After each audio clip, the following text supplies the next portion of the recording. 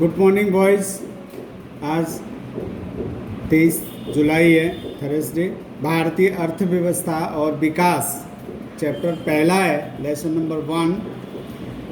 स्वतंत्रता प्राप्ति के समय भारतीय अर्थव्यवस्था की क्या दशा थी, इसके बारे में डिस्कस करेंगे।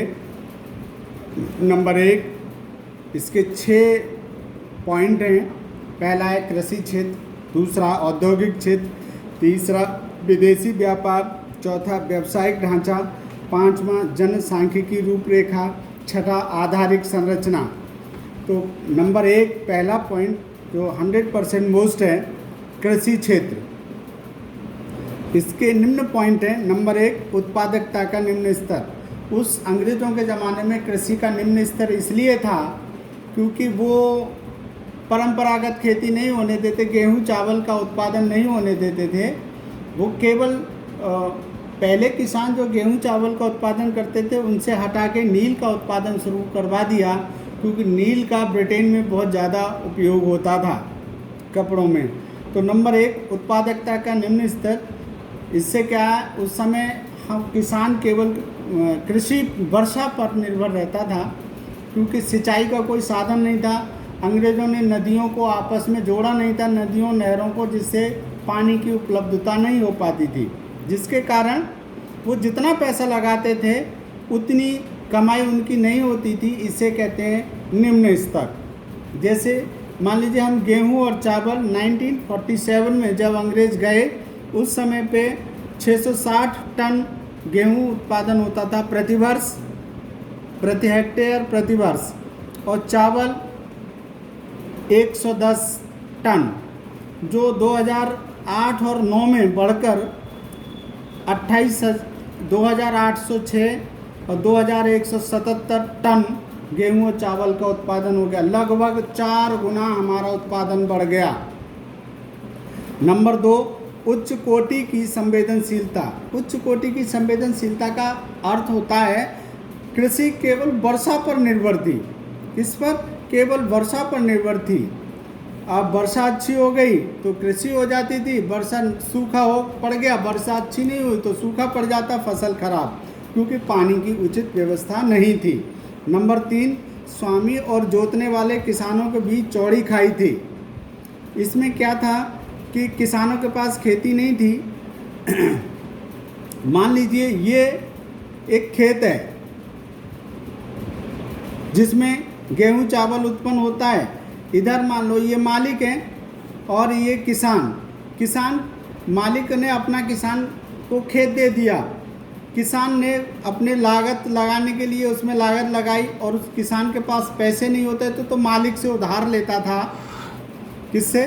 मालिक से उधार लेता था, और इसमें लागत लगा के तो वो कृषि का उत्पादन करता था। जैसे ही फसल हुई, उसको मालिक क्या करता था, अपनी लागत ले ली और जितना बचा उसका 80% ले लिया, और जो रह गया उसका 20% हिस्सा रह गया ना। 100 में से 80 तो मालिक पे पहुंच गया, 20% किसान पे रह जाता था।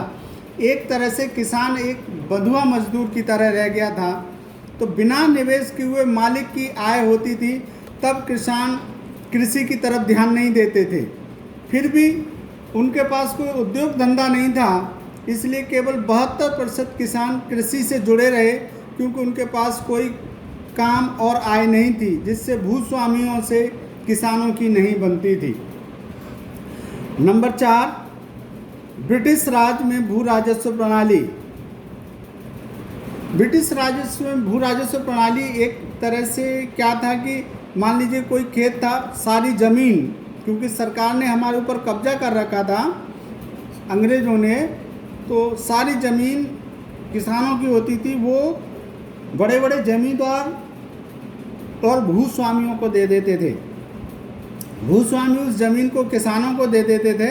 किसान उन पर लागत लगाकर खेती करता था, और खेती का 80% मालिक ले जाते थे, और 20% किसानों के पास रह जाता था।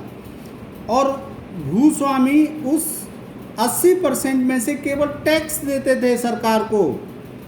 तो जो भी पैसा और आता था कृषि से, जो उपज होती थी, वो भूस्वामियों की होती थी, वही वापस किसानों को बेचना और उनको अपने कब्जे में करके रखना, एक गुलामी की तरह किसानों को कर दिया था। इस प्रकार कृषि का विनाश हो गया। फिर भी किसानों ने कृषि करना नहीं छोड़ा, क्योंकि उनके पास कोई दूसरा काम नहीं था।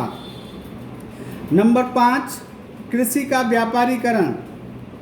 एक खेत था, खेत में गेहूं और चावल नहीं होने, ना के बराबर होने देते थे, क्योंकि उनको किसानों को अंग्रेज़ों को, ब्रिटिश सरकार को ब्रिटेन में नील की अधिक आवश्यकता थी कपड़ों के लिए और नील में बहुत ज़्यादा पानी लगता है, इसलिए वो गेहूं चावल का उत्पादन कम करवाते, नाम मात्र के लिए करवाते थे और नील का उत्पादन ज़्यादा कराते थे। इसलिए कृषि में लागत लगाने के लिए भूस्वामी से रुपए लेते थे, जो हमेशा उनके ऋणी होकर रह गए, जिससे बाजार की अनिश्चितता क्या था, जिससे बाजार की अनिश्चितता का शिकार होना पड़ता था। उनको हर चीज़ बाजार से ही खरीदनी पड़ती थी।